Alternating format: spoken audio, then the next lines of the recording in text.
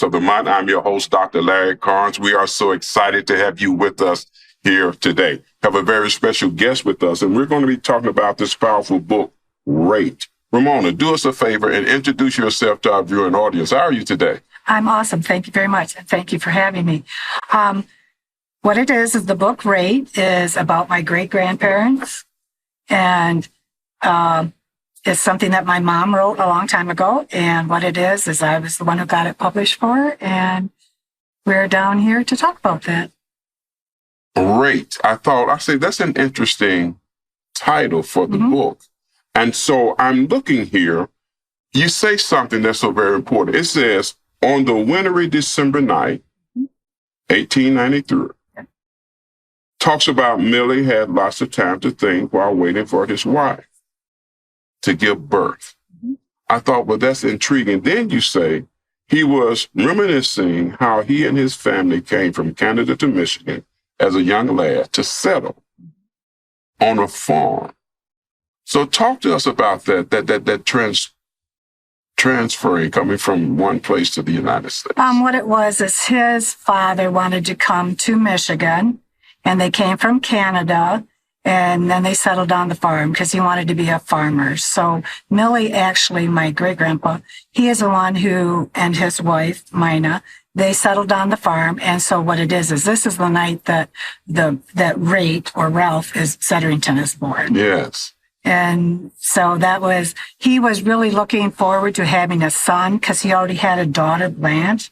And so he's just really wanting that son so that he can carry on the Setterington name. Yes. And just like he said, kind of make him complete as a man, because now hopefully he can pass the farm on to his son, because his dad had passed the farm on to him.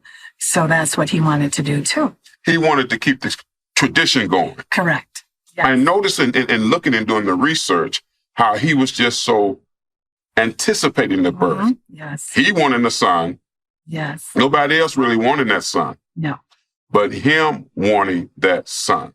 And so that's interesting when you talk about that. Now, here's something said, when he heard it's a boy, he had a heavy sign of relief.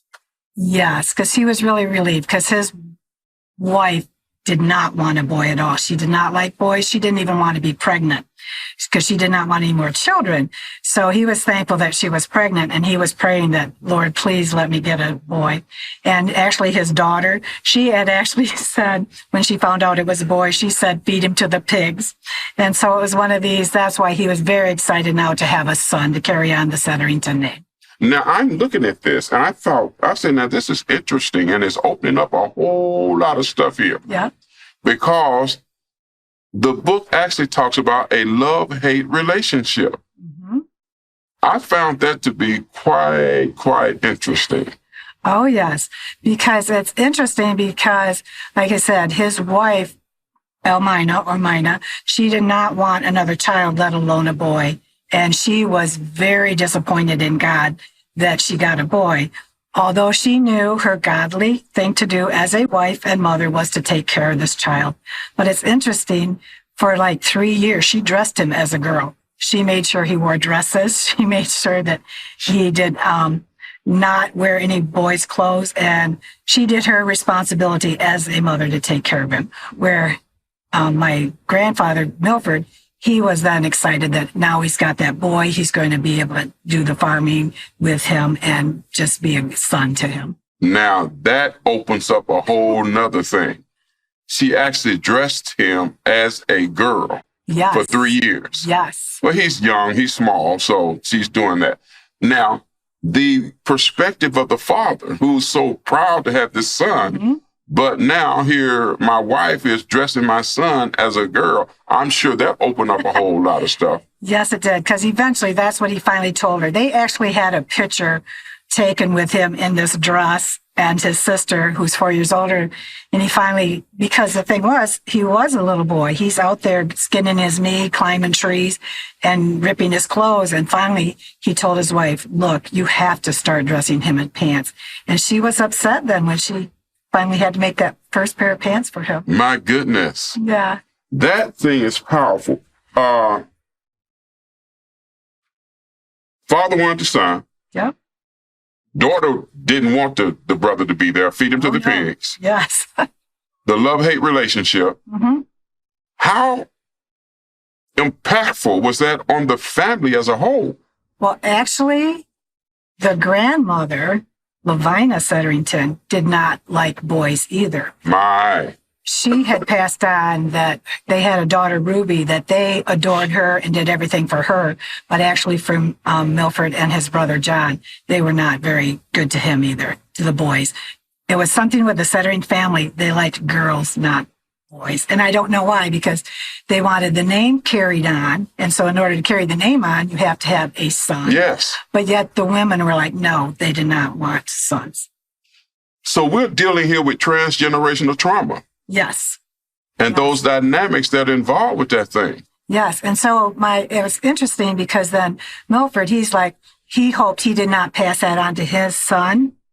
But as you go along in the book and you find out, he really does the same thing. His daughter Blanche could do no wrong, but Ralph or Rate was the one who got in trouble. Yes. All the time. Yes. Now, him getting in trouble, was it because of the actions of the mother? Or was it because, and the way that she would treat him?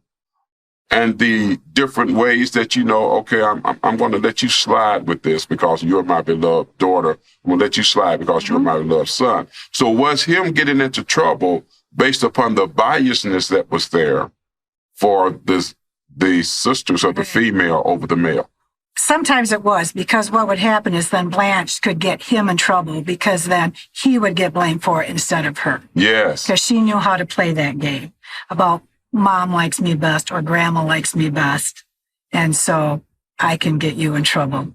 Those sibling rivalries. Yes. But now when you're saying that, it brings in it's something that's quite interesting, how we can be so caught up into something that will promote division, envy, jealousy, strife within a family. And it doesn't come from outside, it comes from inside. So as the families navigating this journey through the years, what have you found to be the most impactful? And what are some lessons learned for you? Well, the thing is, yes, why favor the girls over the boys? I mean, why is there this favoritism when this little innocent boy, he was just born because God created him. And now he's got a dad that, because he was favored the daughter too. So then he's like, why this favoritism? But it was interesting because here Millie didn't want to pass it on to his son, but yet he did. Because even as my grandpa grew up, he noticed that they still did that. And he was hoping, to not pass that on either. But wow. Now, wait a minute. You said that although he wanted this son, he found himself showing favoritism to the daughter also. Oh, yes. Yes. Could we connect that to learned behaviors? Oh, absolutely. Because the thing was Blanche was too good to go to the country school. The grandmother said she will go to the school in town. And so she had to go live with the grandma in town. Now, my grandpa, they didn't care about him. He could go to the country school because he wasn't worth anything. My. Yeah. Devalued. Yes. By your own family. Yes. What's the impact that you see from a transgenerational perspective and being passed on through the family?